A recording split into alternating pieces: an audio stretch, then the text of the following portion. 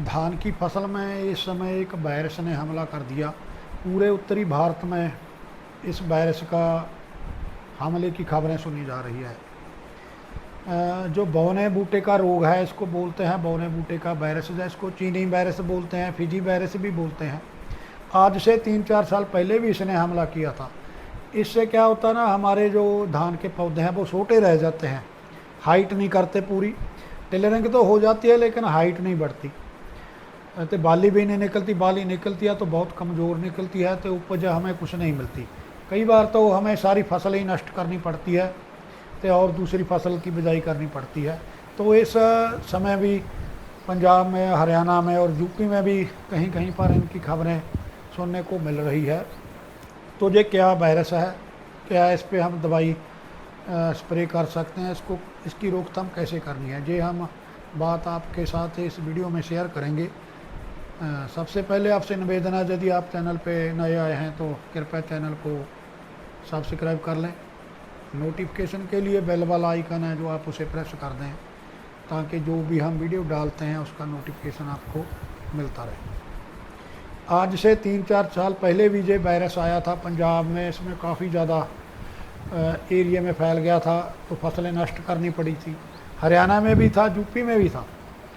इस साल भी इस वायरस के हमले की खबरें सुनने को मिल रही हैं।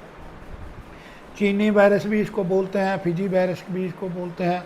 इसकी वजह से बूटा बिल्कुल हाइट नहीं, उसकी बढ़ती छोटा रह जाता है। इसका जो हमला है, पहले तो हमें कहीं कहीं दिखाई देगा, 1-2 बूटे दिखाई देते हैं, कहीं नहीं दिखाई देते, कहीं बूटे पूरे स्वस्थ हैं, कहीं पर बिल्कुल छोटे होते हैं, इतने इतने के बूटे रह जाते हैं, वो आपको बीच में दिखेंगे।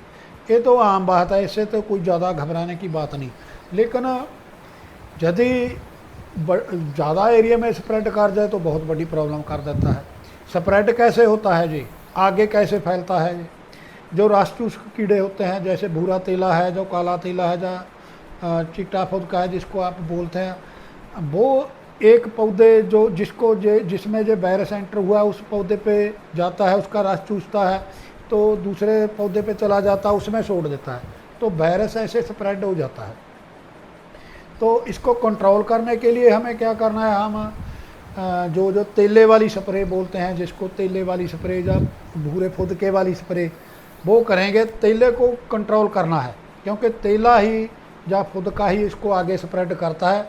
ये हवा के थ्रू या पानी के राही आगे नहीं बढ़ता, हवा के राही भी नहीं आगे बढ़ता। ये सिर्फ आगे बढ़ता है जो राष्ट्रचूस के कीड़े होते हैं उनके जरिए ही आगे बढ़ पाता है। तो हमें सबसे पहले क्या करना है, उन राष्ट्रचूस कीड़ों को कंट्रोल करना है। अच्छी बात तो होती है जब हम हमारी पनीरी जो पौध लगाते हैं उस समय हम राष्ट्रचूस कीड़ों को कंट्रोल रखें, कि उस समय ही हमारे खेत में यदि कहीं नज़दीक राष्ट्रचूस कीड़ा हमारी पनीरी पे आ जाता है, पौध पे आ जाता है, तो उसमें वो वायरस छोड़ जाता है, उससे जो आगे स्प्रेड होता है। तो सबसे पहले तो अच्छी बात है अभी हम पनीरी पे ही हमारी पौध पे स्प्रे करें अच्छी तरह से। वो अब तो समय लग गया, अब तो ट्रांसप्लांटिंग होगी, हमारे खेत में फसल आ गई, तो उसमें जहीं कहीं आपको प्रॉब्लम दिखाई देती है तो राष्ट्रचूस के कीड़े वाली जो स्प्रे होती है उसमें ओसिन आ जाती है, चेस आ जाती है, या अमीडाक्लोरपिड है, जो भी हम तेले के लिए स्प्रे करते हैं वो स्प्रे हमें करना होगा तेले को कंट्रोल करने के लिए। जो खाल हैं, रास्ते हैं जहाँ पर घास वगैरह उगाता है, मेडे पर घास उग जाता है, उनको आपने साफ़ रखना है, वहाँ पर भी आप स्प्रे कर सकते हैं। बिल्कुल तेल आपके यहाँ राष्ट्रचूस कीड़ा या तेला नहीं होना चाहिए, वो उससे ये आगे बढ़ेगा। तो कोई भी और दूसरी स्प्रे नहीं है, इसको जब ये फैल गया, जिस बूटे में आ गया उसको हम कंट्रोल नहीं कर सकते, उसमें से हम नहीं आगे बढ़ने से रोक सकते हैं, लेकिन जिस बूटे में वायरस एंटर कर गया उसको हम ठीक नहीं कर सकेंगे। कोई भी जो दानेदार दवाई हम डाल दे हैं उससे भी कंट्रोल नहीं होगा। बहुत से किसान हैं ना, वो दानेदार दवाइयाँ डाल रहे हैं, कोई पदान डाल रहा है, फर्टीरा डाल रहा है, फोरेट डाल रहा है, भी आगे ना बढ़े।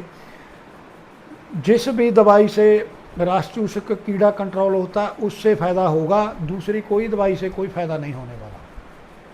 तो ये वायरस है, इसको हम राष्ट्रचूस कीड़ों से कंट्रोल करके कंट्रोल कर सकते हैं।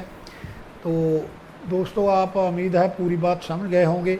किसी के मगर लगकर क्योंकि जब ऐसी कोई प्रॉब्लम आती है तो जो धोखेबाज लोग हैं ना, वो आपकी जेब पर निगाह रखते हैं, तो किसानों को अलग अलग तरह से गुमराह करते हैं। उनको दवाइयाँ बताएंगे, ये दवाई आप स्प्रे कर लें तो ये कंट्रोल हो जाएगा। किसी दवाई से कंट्रोल नहीं होगा।